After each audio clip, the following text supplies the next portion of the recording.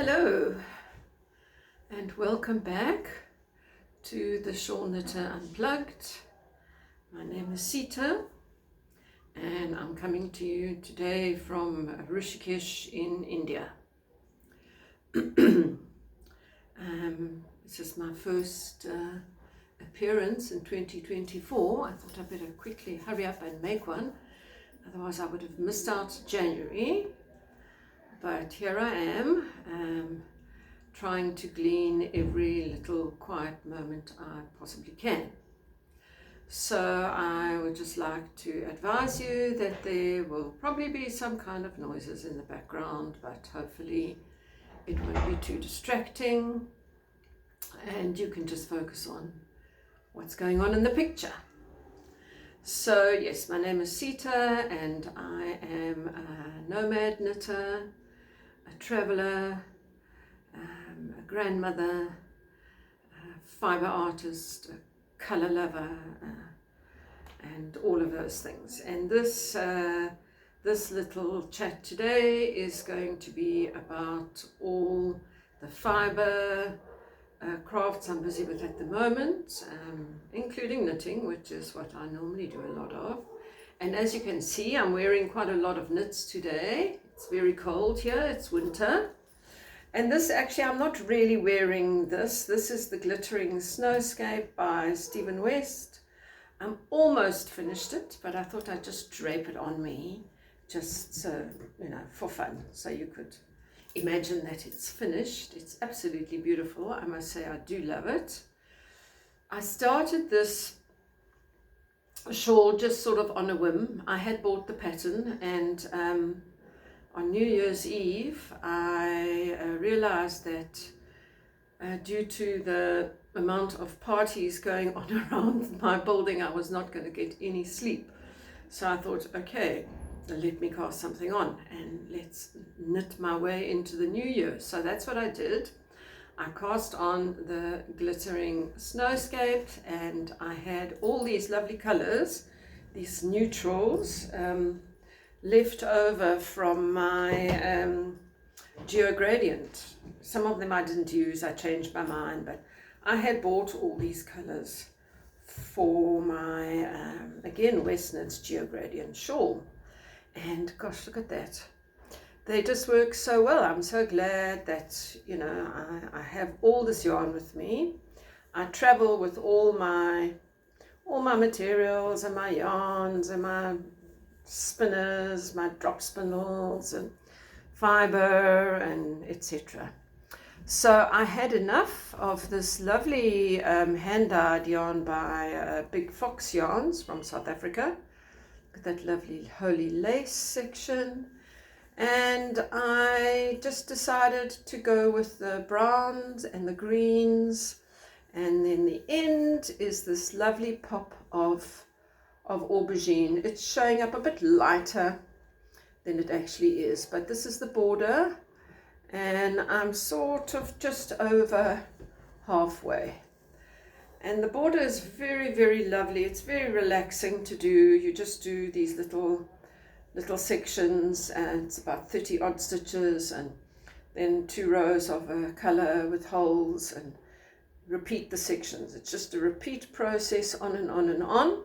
So at the moment I'm kind of doing about 4 or 5 little border sections a day because I've got quite a lot of other work on my needles. But let me tell you what I am actually wearing, and what I'm wearing underneath that is my absolutely beloved Cowl sweater. I'll stand up and you can see it's huge, absolutely huge. It's got this lovely color work section at the bottom and it's longish. It's not extremely long, but it's extremely wide and it's got lovely wide sleeves. And yeah, I can just chuck it on over anything.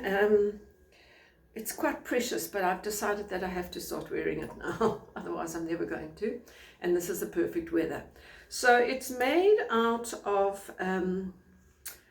a wool and mohair and alpaca blend of yarn that I bought in natural, and then I dyed some of it, and I can't find it again. It's kind of a chunky weight, I guess, and it's light and airy, and you know, with the color work, it's lovely and warm, and it's just a cuddly teddy bear. Really, it's so soft. I don't have any problem with any fluffy yarns. So it's got sort of like a little boat-ish neck. I think it did actually have a very high funnel neck, but I'm not really up for that because I like to wear other pieces around my neck, as you can see. So what I'm wearing here is a Scrappy cowl that I hardly ever wear as a cowl. I wear it as a hoodie. So now should I pause, because there is lots of dog barking. Let me just pause for a second. Okay, I think the dog barking might be over. Anyway, this was a pattern that I've had forever. I think it might have been a free pattern at the time from Curious Handmade. It was done for Advent minis, and here I've made another one, and it's basically this very, very long tube knitted in the round with some yarn over stripes, and whatever colors you feel like. So I made this one, and I kind of swapped colors halfway through, and when I put it on, I just fell in love with it, and I wear it like this. And people have fallen in love with it too, so I'm making a few more to sell. This is the second one, which has been ordered. Lovely. So the pink will be the hood, and the bottom will be the stripe.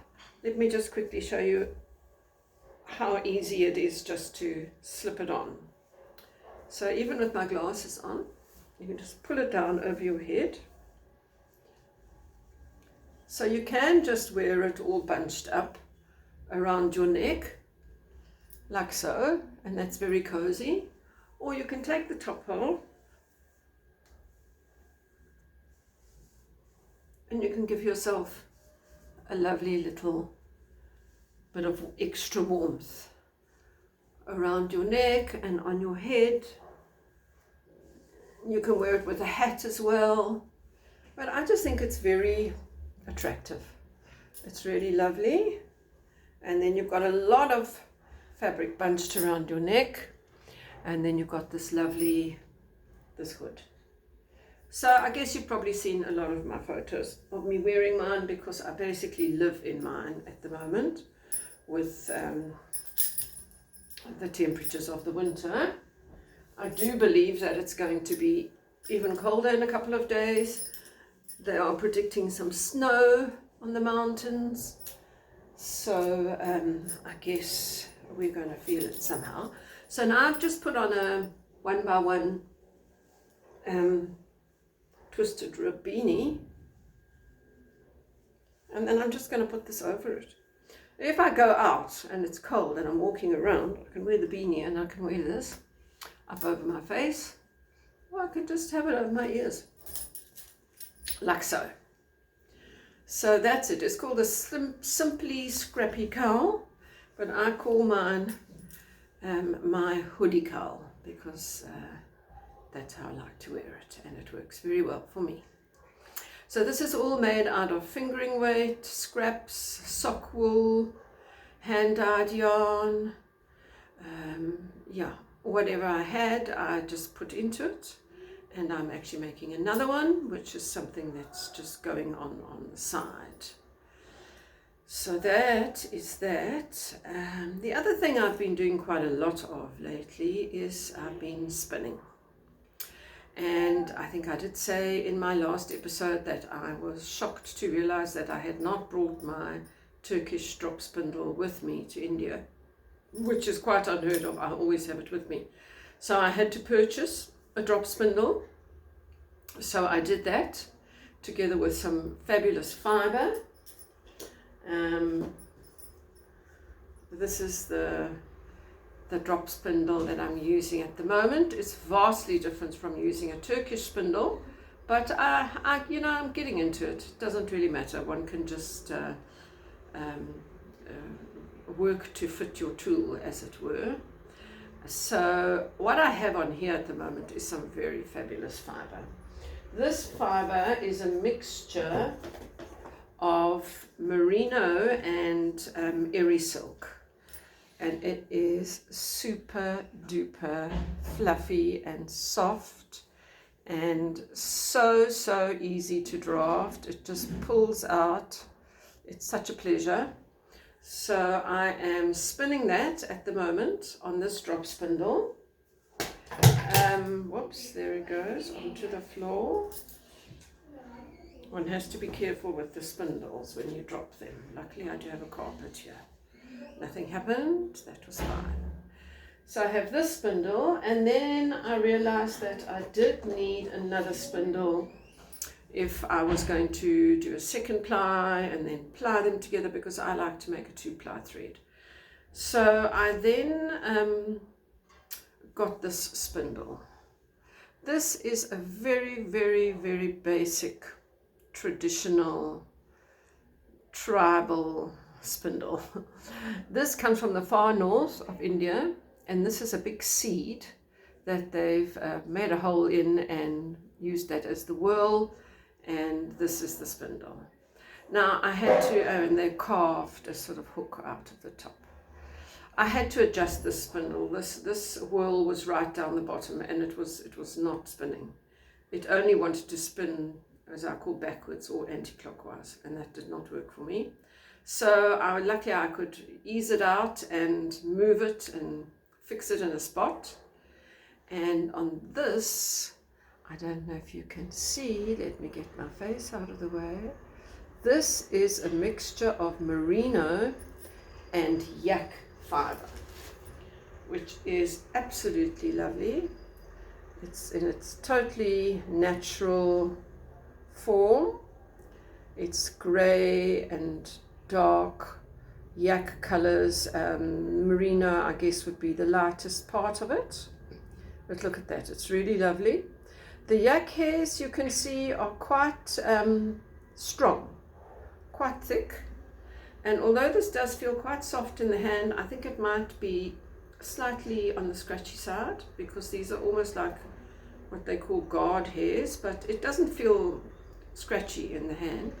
So I've decided that I'm actually going to ply it together with this magnificent merino and eri silk. So at the moment I'm spinning up a bit of sampling, and I forgot to weigh it beforehand, which is a bit silly, but that doesn't matter. So I will do a bit more of this merino yak, and then I will take them both off the spindles. Now, when you are a nomadic crafter, you have to make a plan, okay? So I don't have any of my spinning tools here with me. So I've been collecting some toilet roll inners, and I use those for multiple things. So what I do is, as you can see here, this is some wool that I have spun and plied, and I'll show you it in the ball. So when I take the yarn off the spindle, I roll it onto the toilet roll inner, each single. So then I have 2 singles, and then I put them each in a little small box on the floor, and I spin them, ply, spin them, reverse spin them on one of the spindles to get the yarn. And I did actually manage to spin quite a decent ball. This is the second ball of hand spun that I've done, and I'm really just experimenting a lot. You know, I have actually been drop spindling for years, for about 7 or 8 years. It's completely self-taught. I've hardly ever watched a video, and I don't really know the facts or the rules of how things work, but I spin. I can spin very fine. This is 1 ply of eri cocoon cake that is spun. I'll show you that now. That's an amazing thing. And separately as a single, and then the other one is a merino eri rolag of this nature. This is merino and silk. You can see the silk nubs in it. So I've spun that as another single. And then I just took a regular silk mohair, commercial silk mohair, which is very thin. And I applied the silk mohair together with the merino silk to make one ply, a 2-ply, and then I applied the very, very, very fine airy cake silk. So it's a 3-ply with a lot of silk. So these are these little papery looking pieces. These are actually cocoons. These are airy silk cocoons that have been processed. I've seen a couple of videos of how they work this. It's totally amazing. They boil the cocoons and then they soak them and then they pound them flat into this papery flat piece. And when I was ordering the silk yarn, I was offered to try this cocoon cake fiber, and I thought, gosh, I don't know if I'll ever be able to work with that. But look at this. Now, how can I show you properly? The fibers just pull out so magnificently out of this cake. So it's pretty easy to spin it, even on its own. It's like really, really, really comes out so beautifully. You get this lovely fiber. So yeah, I'm just having so much fun with experimenting with different fibers. And spinning has always been a daily meditation of mine. So I'll tell you what I have done for years and years, although I did have quite a break last year. I do, I think it's an Ayurvedic health process called oil pulling. You might know of it, where you place a certain amount of oil in your mouth, either sesame oil or organic sunflower oil or coconut oil, about a tablespoon, and you gargle it through your teeth. So you have to keep your mouth closed, and you're pulling the oil between all your teeth around your mouth. You're moving it around, and you do this for around about 20 minutes. It's quite a funny thing to do in the beginning. You kind of feel like you're almost going to swallow it, or you may want to vomit or something like that, but you get used to holding it in your mouth and moving it around.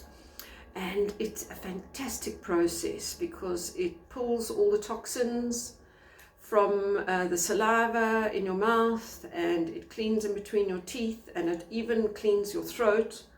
And at the end, of course, you spit it out and you rinse your mouth. And then I actually brush my teeth after that. But what I do, in order to let me sit it out and not try and give up before 20 minutes, and I do it first thing in the morning. I wake up and I get myself awake and warm and dressed and drink some water, and then I haul out my spinning and I spin while I oil pull. And that's just a process that I've got into, and it's great because also nobody can speak to you. They can, but you can't speak back to them.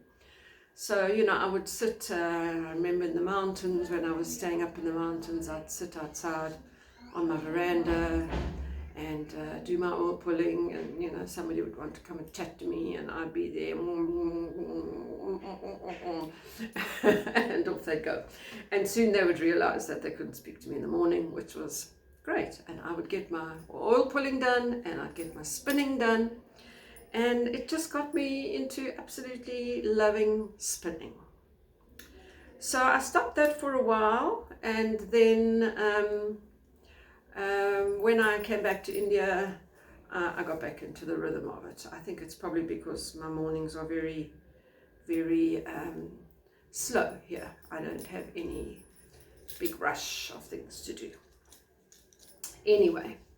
That was about the spinning and the fibers. So I've got all these different fibers and cakes and all sorts of gorgeous stuff. So what I did is I actually did spin up a fair amount of yarn apart from this ball. Can't see where it is right now, but this wasn't part of the gloves, and I knitted a pair of fingerless gloves out of my hand spun, which was really absolutely a great choice. So this is a 2-ply merino silk yarn. It's a 2-ply, and then I have held it with a mohair when I have knitted the mitts. Now you'll see that they're 2 slightly different colors. This one I held with a white mohair, and this one I held with a sort of slightly very pale green mohair.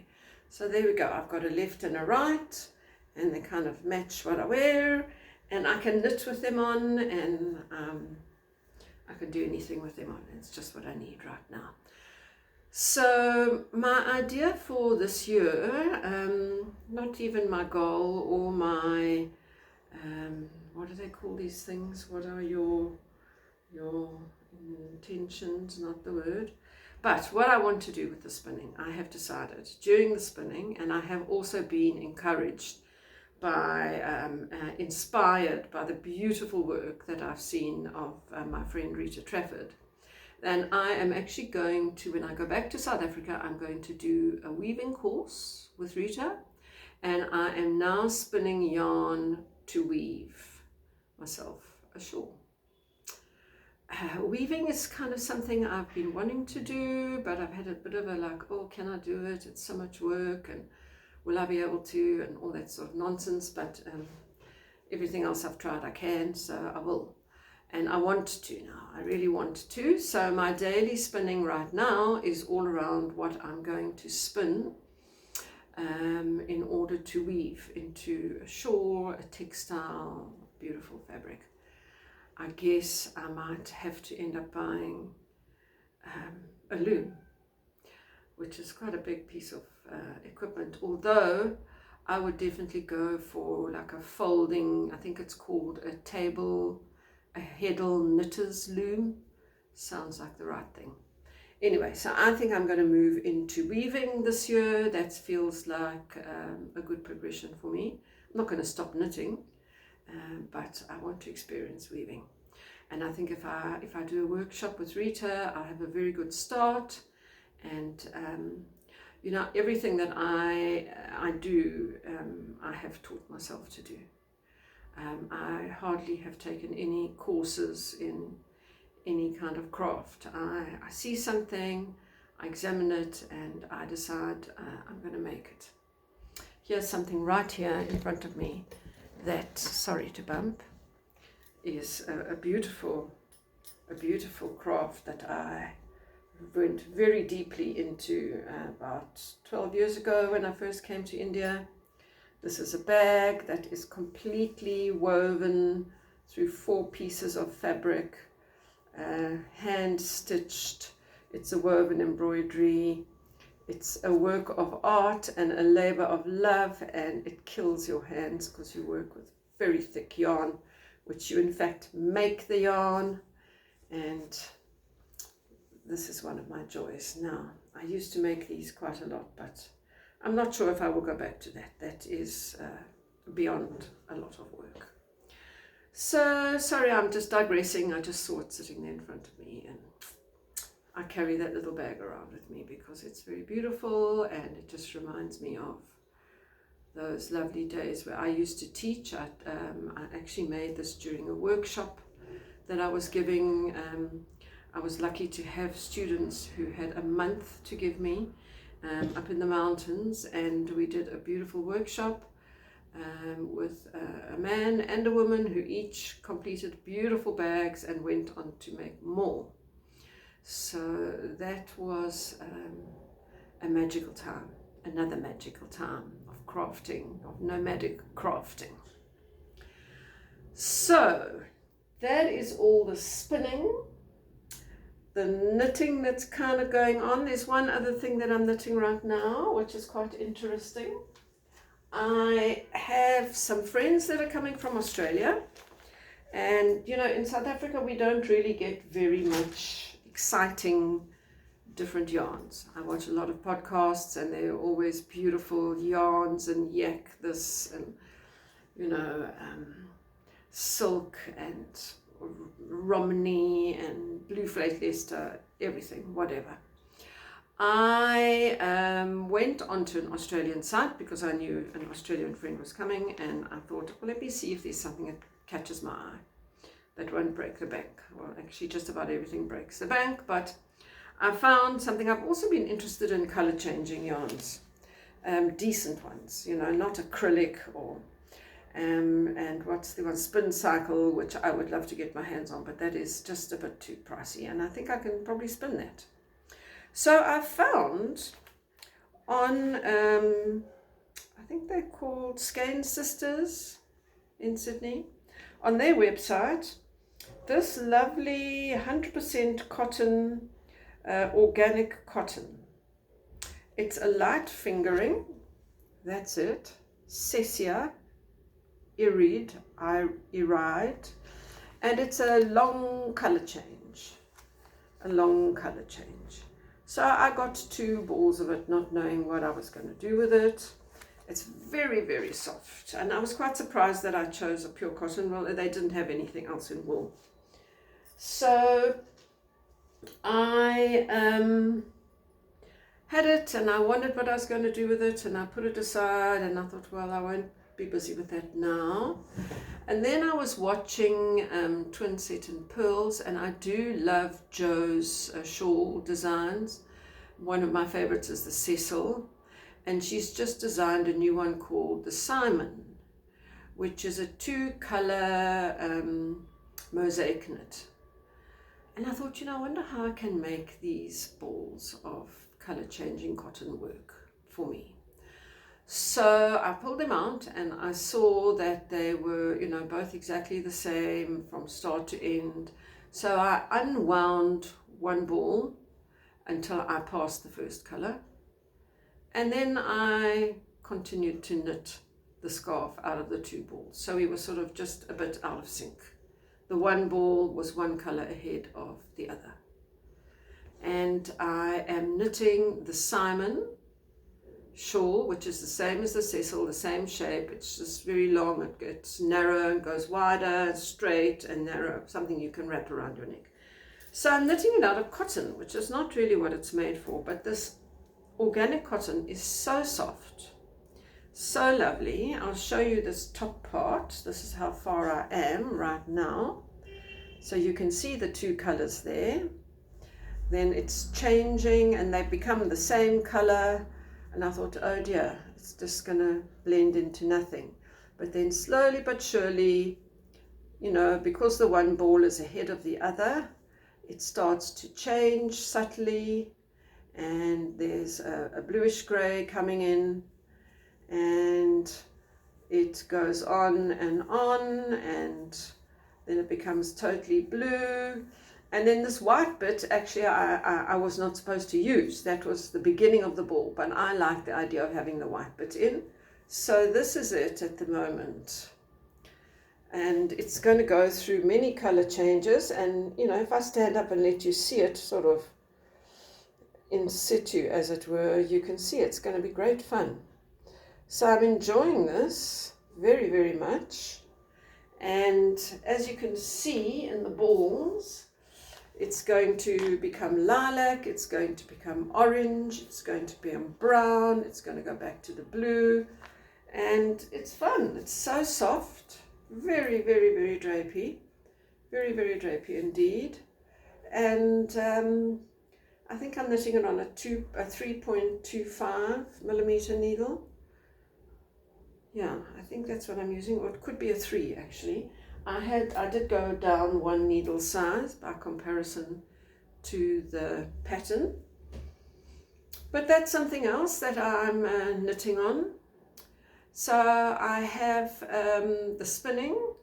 I don't really sort of sit down and spin for hours on end. I do my morning spin, and then actually yesterday evening I'm very keen to ply together the yak and the other silk, so I did about another half an hour extra of spinning while I just watched a bit of a video.